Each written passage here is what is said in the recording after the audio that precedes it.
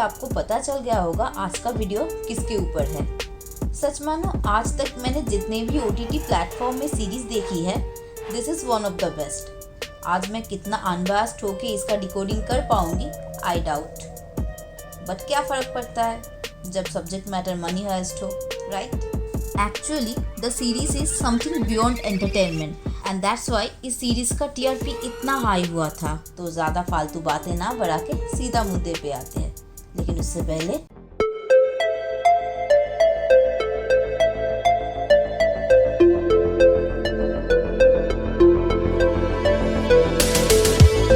one bad move nullifies 40 good ones.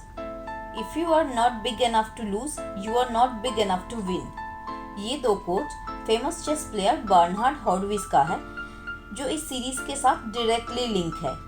अभी आपको लग रहा होगा चेस और हाइस्ट, इसके अंदर सिमिलरिटी क्या है? पता चलेगा, धीरे धीरे सब कुछ पता चलेगा। 4 सीजन में टोटल 31 एपिसोड्स है, जिसका फुल डिटेल्स एक वीडियो के अंदर बोलना नामुमकिन भी है, और जिन्होंने अब तक नहीं देखा, जो एक्चुअल में भी एक क्राइम है, उनके लिए सीरीज के सस्पेंस को खराब ना करके थोड़ा सा ब्रीफ दे देती हूँ, नहीं तो मैं आपको थ्योरी के साथ लिंक नहीं करा पाऊंगी। सीरीज का पहले 2 सीजन इंट्रोड्यूस करवाता है प्रोफेसर उर्फ सल्वा उर्फ सर्जियो नाम की एक मास्टरमाइंड से, जो अपने मरे हुए फादर की एक परफेक्ट हाइस्ट प्लान को एग्जीक्यूट करना चाहता है by looting royal mint of Spain. So obviously इसके लिए उन्हें ऐसे कुछ साथियों की ज़रूरत थे जिसका क्रिमिनल बैकग्राउंड भी हो और जो उनके प्लान को फॉलो करके इस हाइस्ट को एग्जीक्यूट भी करे। उन्हें ऐसे 8 मेंबर्स मिल गए थे, जिनको वो 5 महीने ट्रेन करता है मिन को लूटने के लिए। पुलिस की आंखों में धूल झोंक के मिन को लूटने में वो सक्सेसफुल तो हो जाते हैं, लेकिन अपने 3 साथियों को गंवाना पड़ता है, जिनमें से एक थे प्रोफेसर की भाई। सीरीज के लास्ट 2 सीजन में दिखाई जाती है वही प्रोफेसर फिर से एक टीम बनाते हैं एक नया हाइस्ट को एग्जीक्यूट करने के लिए, लेकिन इस बार प्लान था प्रोफेसर के भाई बर्लिन का, और this time it's all about the highest in the bank of Spain. हालांकि ये हाइस्ट अभी तक अधूरा है और शायद सीजन 5 में कंप्लीट होगा।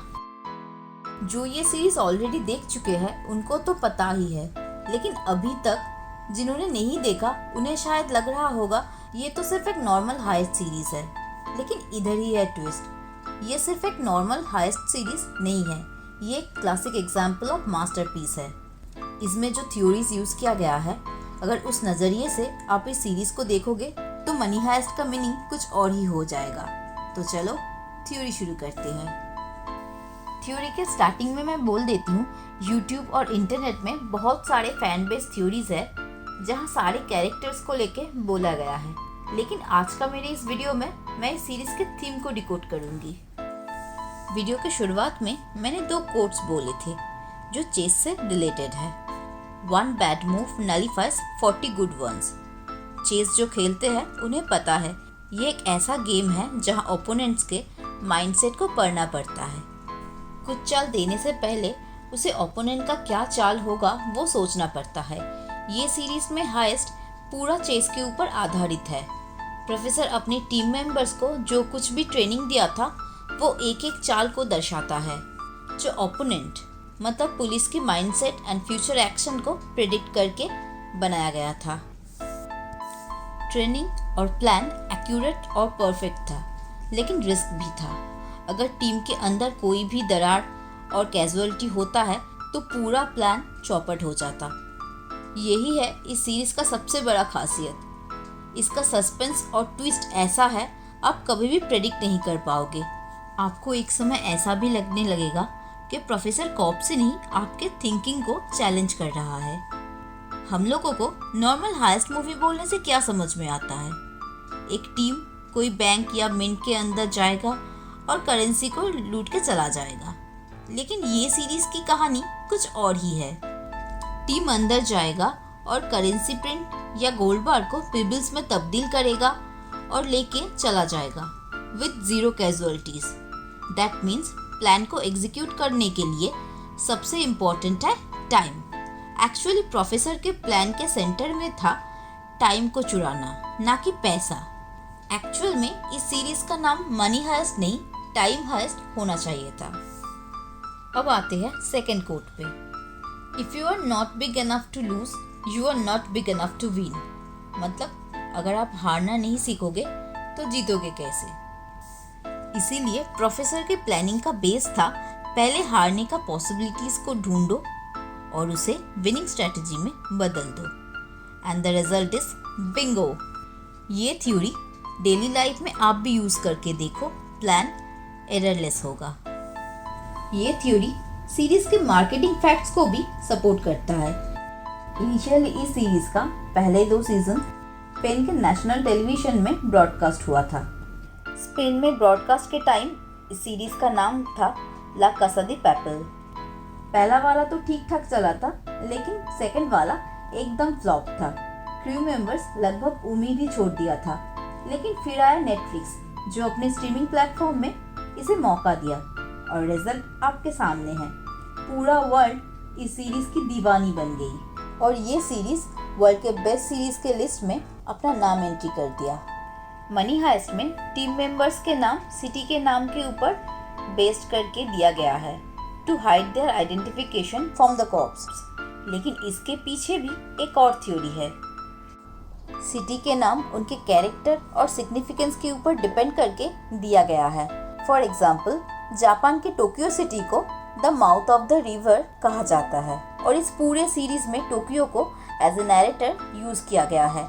नायरोबी सिटी केनिया का कैपिटल है, जिसे ग्रीन सिटी ऑफ द सन भी बोला जाता है। ये सिटी फॉरेस्ट के 2 opposite class rain forest and grassland का एक इंटरेस्टिंग मिक्सिंग है। नायरोबी की कैरेक्टर भी कुछ ऐसा ही था। बाहर से वो जितना लाउड और टफ है, अंदर से उतनी ही सॉफ्ट और इमोशनल थी। बर्लिन वर्ल्ड के one of the coolest city होने के साथ साथ जर्मनी का एक आर्टिस्टिक सिटी भी है। सीरीज में बर्लिन बहुत ही काम और कूल होने के साथ साथ ऑलवेज एक क्लासिक अटायर मेंटेन कर रहे थे। ऐसा हर एक कैरेक्टर का नेम के पीछे कुछ ना कुछ मीनिंग है। अगर आपको ये पूरा जानना है तो कमेंट करो, मैं उसके ऊपर भी एक वीडियो लाऊंगी। अब आते हैं सीरीज का सबसे डीप और इंटरेस्टिंग थ्योरी में। ये सीरीज का थीम है रेजिस्टेंस या प्रतिरोध। सीरीज में बेला चाओ सॉन्ग को यूज किया गया है और ये बेसिकली एक इटालियन फोक सॉन्ग है जो कि 19th सेंचुरी में मोंडिना फार्मर्स अपने हर्स कंडीशन के प्रोटेस्ट में गाए थे। उसके बाद वर्ल्ड वॉर 2 में ये एंटी फैसिस्ट या एंटी डिक्टेटरशिप एंथम बन गया था। यूरोप में इस सॉन्ग को सॉन्ग ऑफ रेजिस्टेंस के नाम से भी जाना जाता है। अभी क्वेश्चन ये है, मनी हाइस्ट में ये यूज क्यों हुआ? एक्चुअल में प्रोफेसर रॉयल मिंट को सिंबलाइज किया था एज अ होल गवर्नमेंट जो अपने फायदे के लिए समाज में एक हायरार्की बनाए थे और इसी हायरार्की में फंसकर प्रोफेसर की पेरेंट्स की गरीबी में मौत हुए थे और इसी हायरार्की के अगेंस्ट प्रोटेस्ट करने के लिए ही प्लान हुआ था ये हाइस्ट। एक्चुअल सीरीज में रॉबर्स को सिग्निफाई किया था एज अ प्रोटेस्टर, जिसका आइडेंटिफिकेशन था red jumpsuit and Spanish artist Salvador डाली के डिजाइन मास्क। सबसे इंटरेस्टिंग बात ये है, ये मास्क एक्चुअल में यूज किया गया था अर्ली 20th सेंचुरी में जूरिक में हुई एंटी कैपिटलिस्ट मूवमेंट में और जंपसूट भी सिंबलाइज करता है रेजिस्टेंस को। मतलब आप समझ ही गए होंगे, this series is not only a heist, it's a kind of revolutionary wave जो सबके इनर सोल को छू के निकलती है और इसके चलते ये सीरीज इतना पॉपुलर हुआ है। इस सीरीज का 5th सीजन बहुत ही जल्द रिलीज होने वाली है। एक और माइंड ब्लोइंग सीजन जो आपको फिर से रूबरू कराएगी एक नए सेंसेशन से। तो कैसा लगा आज का वीडियो? प्लीज़ कमेंट करके बताना। और हाँ, अगर अब तक आपने मुझे सोशल मीडिया पे फॉलो नहीं किए हो तो नीचे लिंक दिया हुआ है, जल्दी से फॉलो कर लो फॉर सम इंटरेस्टिंग अपडेट्स। तो तब तक के लिए take care and good bye.